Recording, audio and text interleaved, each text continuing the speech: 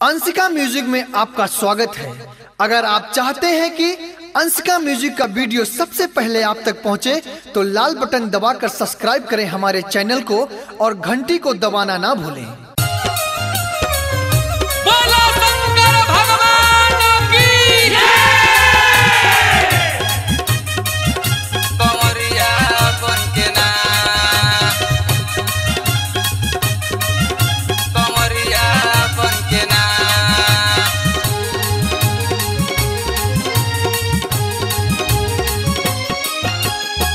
सैया घर हइले नहीं खान देवरा बाटे झरिया हो कंवरिया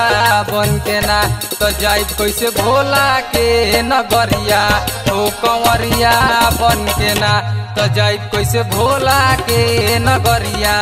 हो कंवरिया बनके ना सैया घर हइले नहीं खान देवरा बाटे झरिया हो कंवरिया बनके ना तो जाई कैसे भोला के नगरिया हो कंवरिया बनके ना तो जाई कैसे भोला के नगरिया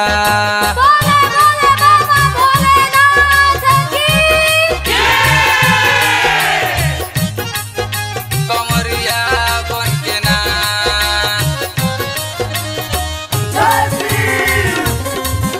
कंवरिया बनके ना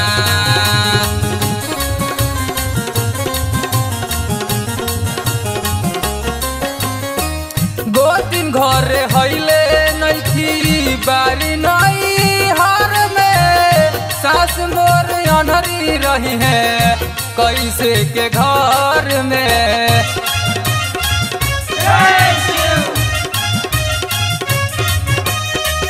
गोतिन घरे हइले नइखी बारी नई हर में सास मोर अनहरी रही है कैसे के घर में कैसे के घर में ससुर हमरा कैसे मजी है लोटा और थरिया हो कंवरिया बनके ना तो जाई कैसे बैजू के नगरिया हो कंवरिया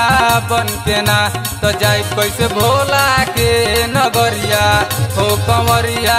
बनके ना तो जाई कैसे भोला के नगरिया बोला बोला बाबा भगवानी की कंवरिया बनके ना कंवरिया बनके ना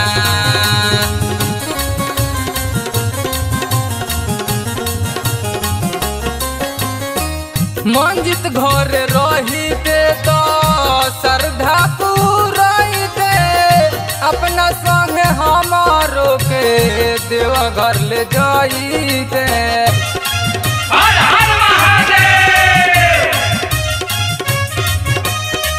मंजित घर रहीते तो श्रद्धा पूरते अपना संग हमारो के देव घर ले जाइते देव घर ले जाइते गोदिया उठैते पिया हरती जब डगरिया हो कंवरिया बनके ना तो जाई कैसे भोला के नगरिया हो कंवरिया बनके ना तो जाई कैसे भोला के नगरिया हो कंवरिया बनके ना तो जाई कैसे भोला के नगरिया सैया घरे हइले नहीं खान देवरा बाटे झरिया हो कंवरिया बनके ना तो जाई कैसे भोला के नगरिया हो कंवरिया बनके ना तो जाई कैसे भोला के नगरिया हो कंवरिया बनके ना तो जाई कैसे भोला के नगरिया हो कंवरिया बनके ना।